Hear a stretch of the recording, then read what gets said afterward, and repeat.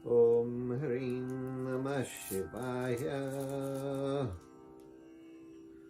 Om Shanti Shanti Shanti.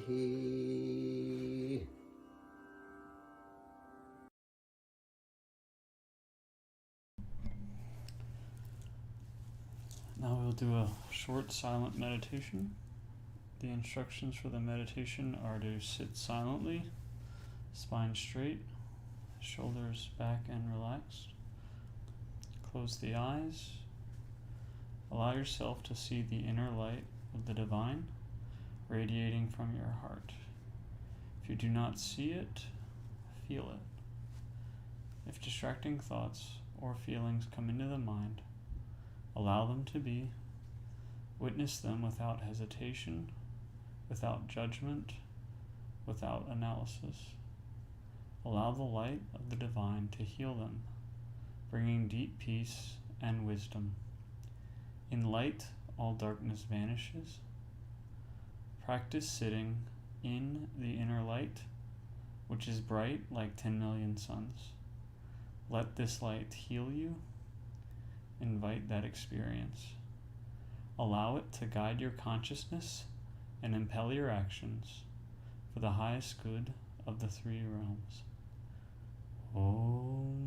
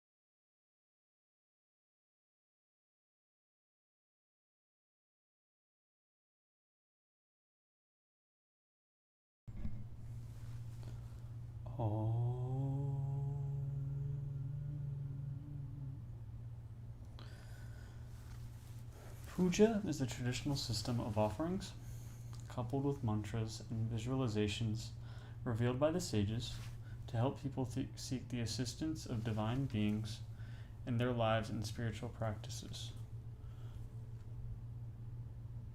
Puja ceremonies can be simple, as in the case of the offerings made daily in the homes of millions of Hindus, or extremely complex, as are the offerings of the rituals of temple consecration, which require the participation of hundreds of devotees and dozens of well-trained priests. The oil lamps, fruits, flowers, water, herbal incense, and other offerings provide prana, or subtle nutrients, for the devas and other inner realm beings to send blessings to the physical realm. The sacred mantras open a channel to the inner realms. The effects of puja are powerful to bring about peace and healing.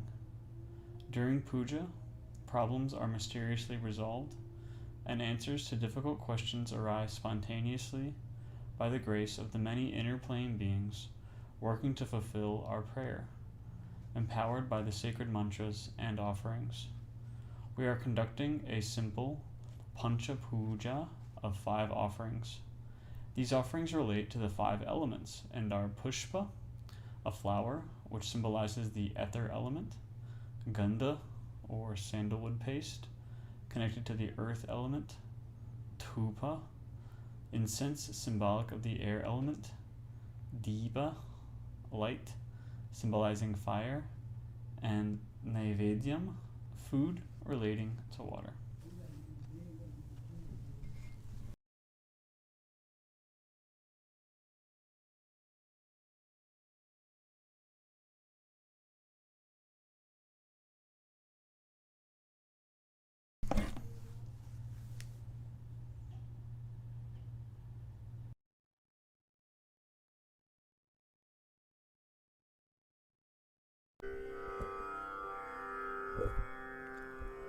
Om Adya Purvokta Evam Gunavisheshena Vishishtayam Asyam Shubhatithau Sri Soma Matha Sanghasya Asmakam Sahakutumbhanam Kshemasthirya Virya Vijaya Ayura Roga Aishwaryanam Abhivriddhartham Shri Shakambhari Devi Prasada Siddhyartham Yatha Shaktya Shri Shakambhari Devi Pancha Pujam Karishe Om Apa Upasprisya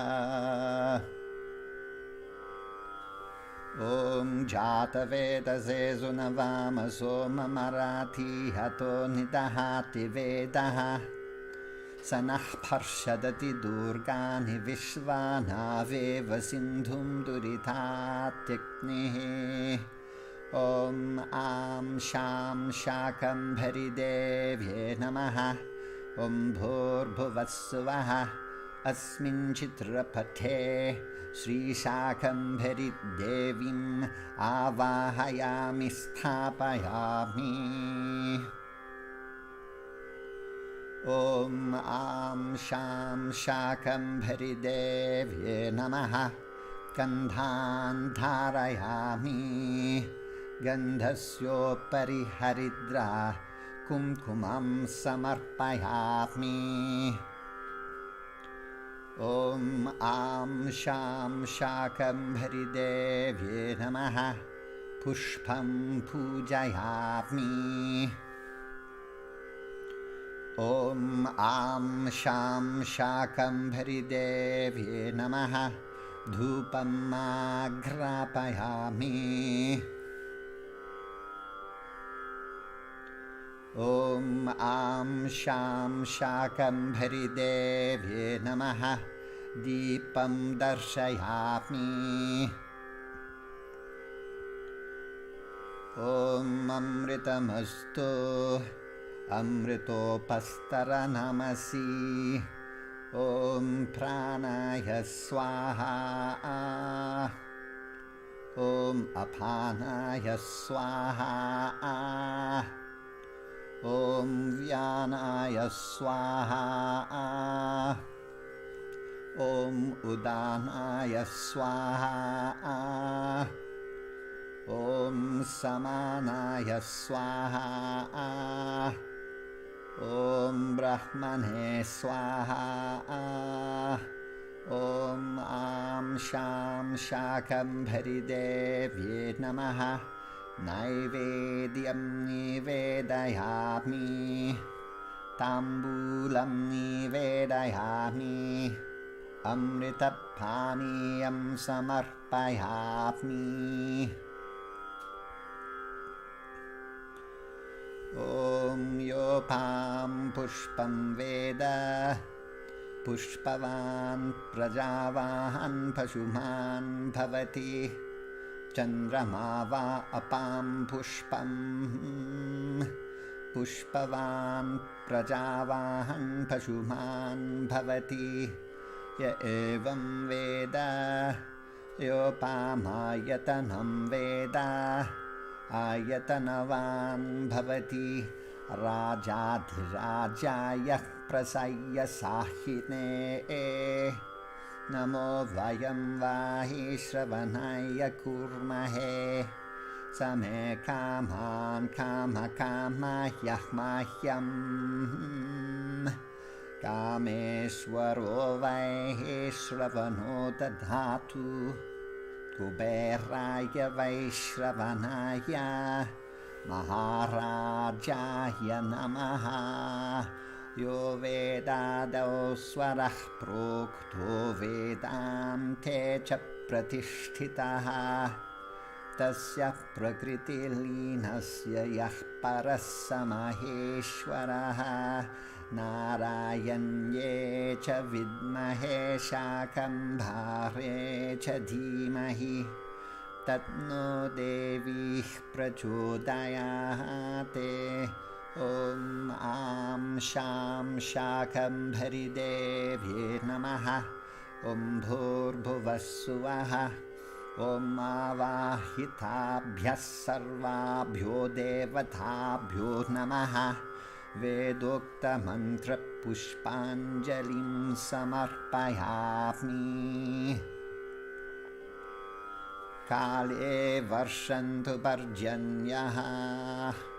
Prithve Sasya Sahitni. Desho Hyam Kshobarahitaha. Brahmana Sandhu Nirbhayaha. Bhagavata Sandhu Nirbhayaha. Sajjana Sandhu Nirbhayaha. Sarvechana Sandhu Nirbhayaha. Swaste Prajabhyah Paripalayantam. Nyayena Margena Mahimahishaha. Go Brahmanebhyah Shubhamastu Nityam. Lokah Samastha Sukhino Bhavantu. Aim Kara Hrim Kara Rahasya Yukta. Shrim Kara Gudhartha Mahavibhutya. Om Kara Marma Pradipadinibhyam. Namo Namaha Shri Guru Padukabhyam. Ajnana Nashanaya Vidmahe Jnana Prakashaya Dhimahi. Tapno Guru Padukah Prachodayate. Om Shatamanam Bhavati Shatayuh Purushashatendriya Ayushevendrihe Pratitishthati. Om Sahatna Vavatu. Sahatna Bhunakto. Sahaviryam Karavavahai. Tejasvinavadhitamastu ma vidvishavahai. Om Shanti Shanti Shanti. Om Tat Sate. Shri Devi Arpanamastu.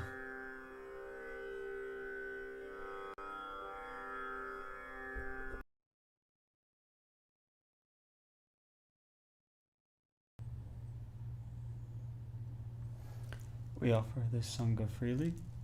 Remember to join the Patreon, donate, volunteer, and spread the word about our upcoming move.